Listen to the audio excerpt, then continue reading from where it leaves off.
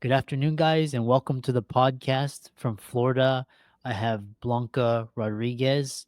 And if you are a listener in the audience focused on holistic wellness or massage therapy, mindset healing, Blanca is the person to be listening to today. And we're going to hear about her business, her life coaching, and what she does. Blanca, welcome. Thank you so much for having me. Absolutely. I'm very happy to be here. Excellent. Briefly introduce yourself and what you do, and I'm excited to dive into the conversation and questions. Of course, I'm the owner of Wounded Healer. And under this umbrella, I offer services of massage therapy. I've been a massage therapist for 20 years already. I am a holistic life coach as well. I've been a fitness instructor for populations 45 plus for almost 40 years, actually. I'm an author, speaker, and educator. And I love what I do. Yeah, obviously it shows, and we'll dive into the question here. And the top things we'll be talking about are holistic healing, massage therapy, and also canine massage therapy, which is interesting, and the Right. life coaching. Start off first thing is talking about is how does holistic life coaching support personal wellness? When we go to the term holistic is east meet west. I have had many clients and or patients that in order for them to have more harmony in their life, meaning emotional, physical, and even financial freedom, there is the emotional part aspect of things that it makes them want more. They set their goals surrounding, let's say, for example, I have this lovely gentleman that I am giving him life coaching for over a year. He's a wealthy man, but he wanted to, he wanted some goal setting when it came to dealing with past childhood trauma. So Mhm. even though he financially, intellectually, he's a very successful man, there's been something missing for him for a very long time. And he's been setting this goal about improving his emotional quality of life much more, no matter what age he is. So this is a big part of harmonizing East meets West. There's a lot of people that come to me for massage therapy, but they are survivors of cancer. They cannot go, let's say, without their chemo pills, but massage really eases them down and relaxes them and helps them with the horrible side effects that chemo brings. Mm. Interesting. One thing what's quite interesting is I read this book called The Body Keeps a Score, and how we unconsciously store emotional trauma and patterns. How does the work that you do help with how people store trauma in their bodies? Yes, definitely. There is a word that I hear every single day from a lot of people: stress. And stress manifests starting with an emotion, a thought that becomes an emotion. And this emotion reflects directly in our bodies in the form of headaches, tight necks, and sore shoulders, lower back issues, even gastrointestinal issues. And when the stress levels are extremely high, that there's no control, it can become something even more serious, like a heart attack, high blood pressure, and even a stroke. So this is how the body, mind, and spirit combination come in as a team, never as separate entities. And when a lot of people come to me saying, I am stressed and tired. Stress causes weakness, which means that yes, you get really tired. So that combination right there, and why are you stressed? And there is a plethora of reasons why people may be stressed, but it can be something as simple as being triggered because somebody told them something and they reminded them of their parents way back in their younger years. And this is when, if we go with untreated childhood trauma, it will manifest all throughout our lives. I can attest to that because I live a life like that myself.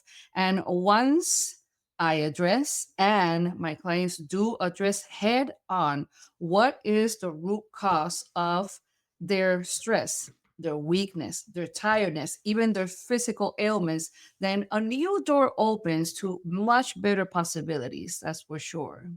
And as a massage therapy expert, are you actually able to, when you encounter these areas where the trauma is stored, for example, where like some of the most common areas where people store trauma, either PTSD or emotional trauma, where does that get stored most commonly?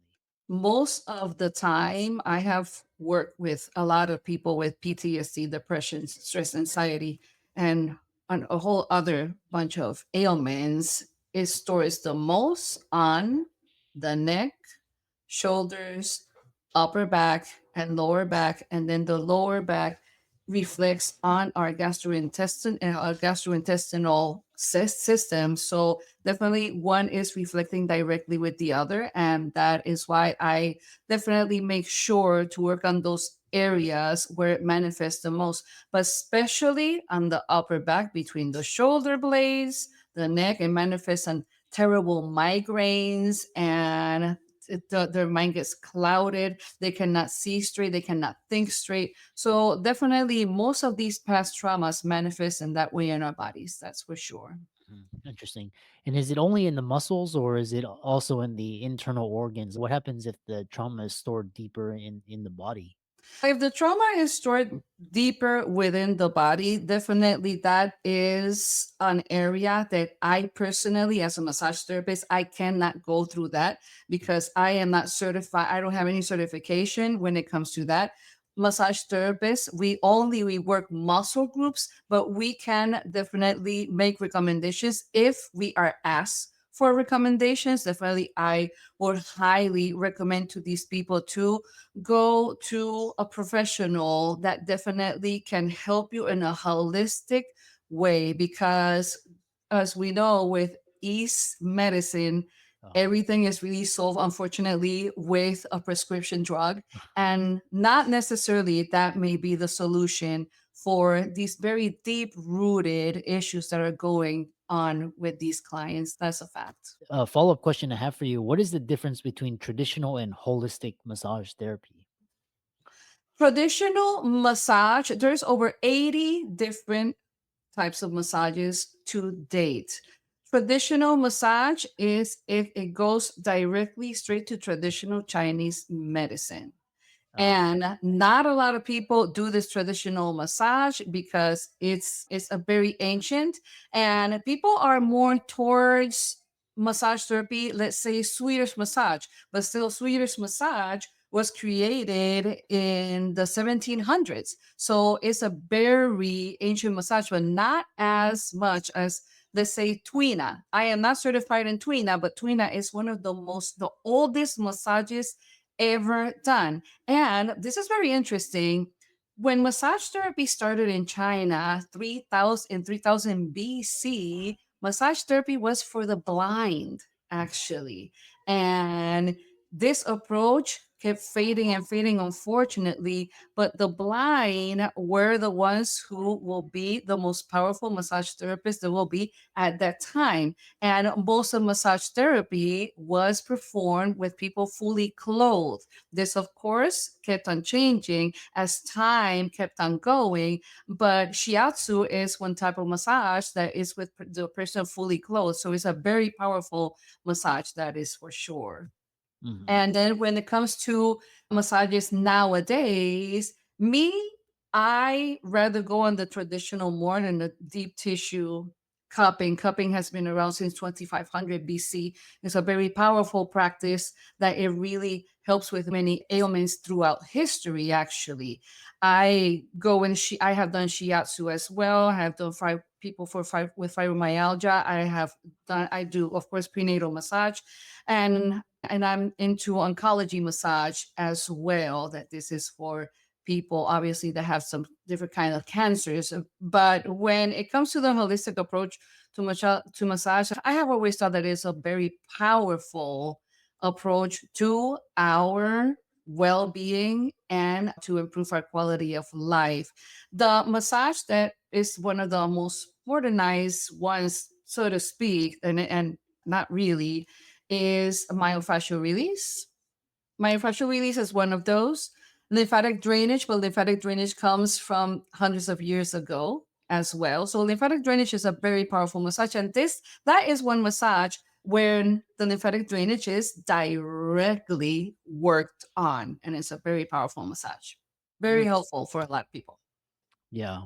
Talked about just it sounds like it sounds like massage therapy is a modality that can be used for a lot of different issues like reducing stress, improving circulation, could be helping with chronic pain management, effective for mental. So it sounds like it's a tool. How does one go about deciding what type of therapy to get? Because there's Swedish, there's shiatsu, there's uh, trigger point, there Mhm. is sports, there's deep Yeah. tissue. How do you decide which modality is best for you? I believe, and this is a good question, and thank you for that. And I highly recommend to anybody that's going to get a massage for the first time to pay close attention to the massage therapist that asks many questions. The more questions we ask, the more we will be able to tailor a massage to your specific needs. I ask questions before, during, and of course after the massage. It's very important to have open communication. I have worked on people from auto accidents all the way to women recovering from double mastectomy, people with Alzheimer's, people with Parkinson's disease. I have worked on people recovering from drug addiction and alcohol abuse. I have worked on women that they were sexually assaulted. So it's very important to have that open communication and for the client or patient to understand that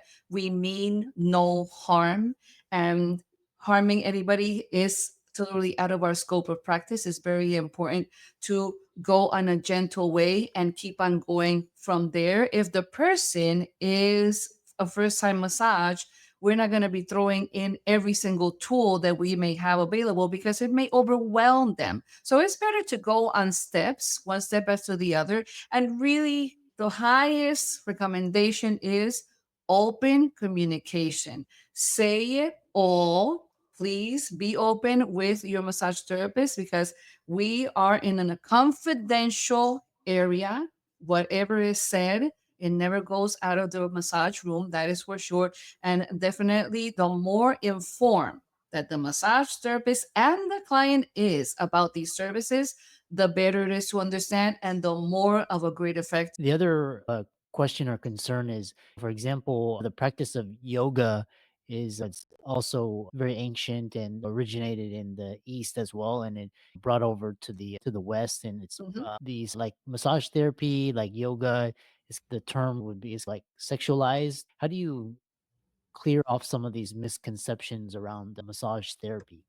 Definitely here in the Americas, unfortunately, is highly sexualized for whatever awful reason it may be. Me, myself, I have been into some encounters with sexual harassment, Mm. and it's been always a very difficult situation. It's highly disrespectful, highly invasive, highly violating. And in my honest professional opinion, I believe that the more educated people are about what massage therapy really is, the better it is to understand. But unfortunately, at least here in Florida, they are what they call massage parlors that they're not even under our scope of practice.